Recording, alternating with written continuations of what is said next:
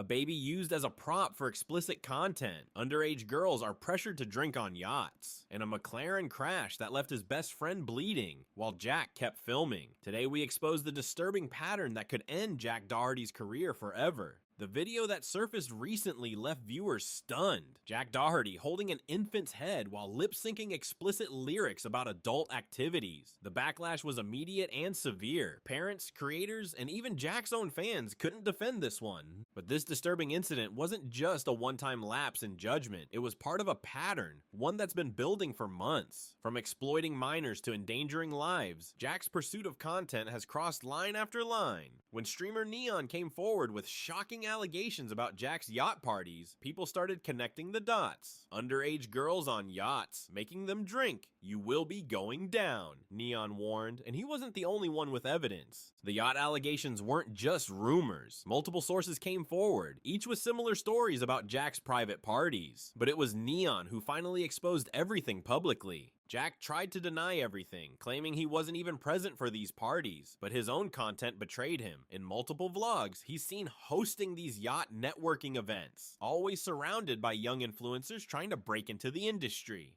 It's just business networking, Jack claimed in his defense, but former team members paint a different picture. One ex-employee, speaking under condition of anonymity, revealed that Jack specifically requested young female creators for these events, promising them exposure and opportunities through his connections. But while the yacht allegations were still making waves, something even more disturbing happened. Jack's reckless pursuit of content would put his best friend's life at risk, and his reaction would shock everyone. Picture this, a $200,000 McLaren, a rain-slicked highway, and Jack reading livestream chat while driving at high speeds. What happened next would leave blood on the seats and expose Jack's true priorities. And incredibly, he filmed the whole thing. If you think the yacht parties were bad, wait until you see what Jack did when his best friend was bleeding in the passenger seat. The footage is disturbing, but it reveals everything about who Jack really is. The rain was pouring that night, but Jack was more focused on his phone than the road. Viewers watched in real time as he read chat messages while driving his $200,000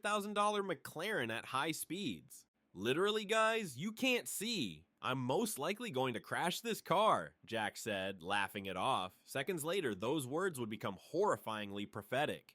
The sound of screeching tires and shattering glass filled the stream, but what happened next showed exactly where Jack's priorities lay. His cameraman Michael was bleeding from the head, yet Jack's first instinct wasn't to help, it was to keep filming. Michael, here, you film on that phone too, Jack commanded, while his friend sat there bleeding. Even Fauzi, a creator known for his own controversial stunts, couldn't stay silent about this incident. Instead of taking responsibility, Jack tried to spin the narrative. He bought Michael a jet ski as an apology, attempting to buy his way out of accountability again. But the damage was done. The crash footage went viral, showing everyone how Jack would literally risk his friend's life for content. But if you think endangering his best friend's life was Jack's rock bottom, you're wrong. Because what happened at the Bop House would prove that Jack wasn't just reckless. He was running a full-blown exploitation operation, and when the landlord found out what was really happening inside, everything came crashing down. $80,000 per month. That's what Jack was paying for what he called the Bop House. A luxury mansion supposedly meant to be a content house for creators. But behind the expensive facade, something much darker was happening. The truth started coming out when former residents began speaking up. Jack wasn't just running a content house. He was operating what many described as a predatory scheme targeting young creators, particularly women trying to break into the industry. He would tell girls they could stay for free if they joined his network, one former resident revealed. But then he'd take massive percentages of their earnings and control their content. If they complained, they'd be kicked out immediately. When the landlord discovered what was really happening inside his property, he was furious. Security cameras had captured concerning footage of parties getting out of hand, and neighbors had filed multiple complaints about disturbing behavior. Instead of taking responsibility, Jack threw a tantrum worthy of a toddler. He demanded his money back, claimed he was being targeted, and even tried to negotiate with police when they showed up to enforce the eviction.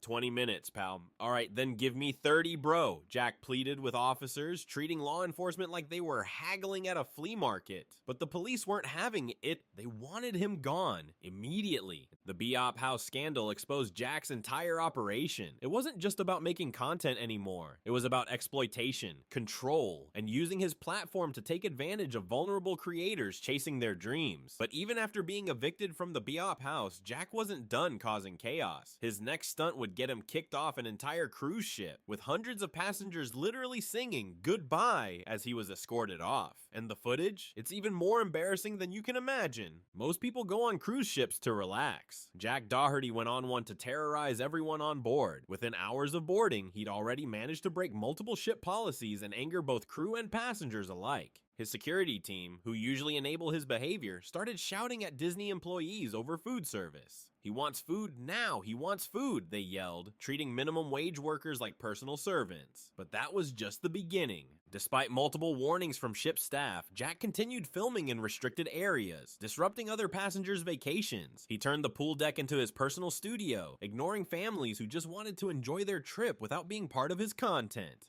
"Get your camera out of my kid's face!" one parent was heard shouting. Instead of apologizing, Jack mocked them, turning their legitimate concerns into content for his viewers. But he pushed too far when he started filming in the ship's casino. Ship security finally had enough. When they confronted Jack about his behavior, his response was peak entitlement. "Hey, I have a private jet back to Florida tomorrow. Who gives a F? I couldn't care less. You guys have to get 24 hours on that ship to get home. I got an hour flight on a PJ."